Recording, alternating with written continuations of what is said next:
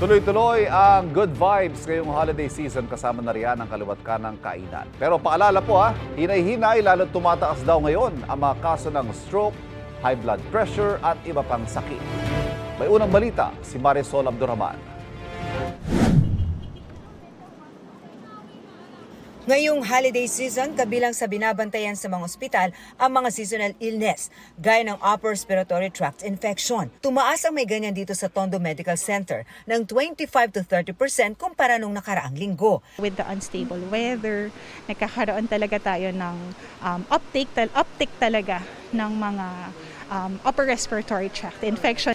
It's probably multifactorial, like sa weather, also yung sa control na rin nila sa bahay, minsan nakakalimot ng gamot. Karamihan sa mga may ganyan ay mga may edad at mga bata.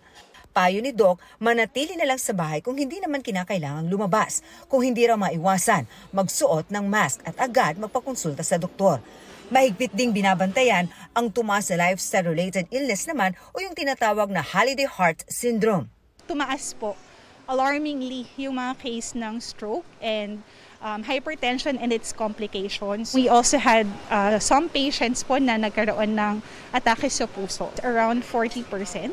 Compared po sa last week, ang mas nakababahala pa raw, may mga nai-stroke na nasa early 30s pa lang. Para makaiwas, lalo na ngayon may mga handaan pa at kainan, payo ni Doc, kumain at uminom lang ng tama.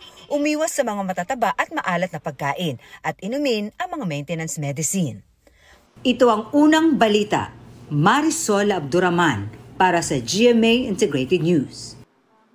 Kapuso, huwag magpapahuli sa latest news and updates. Mag-iuna ka sa balita at mag-subscribe sa YouTube channel ng GMA Integrated News.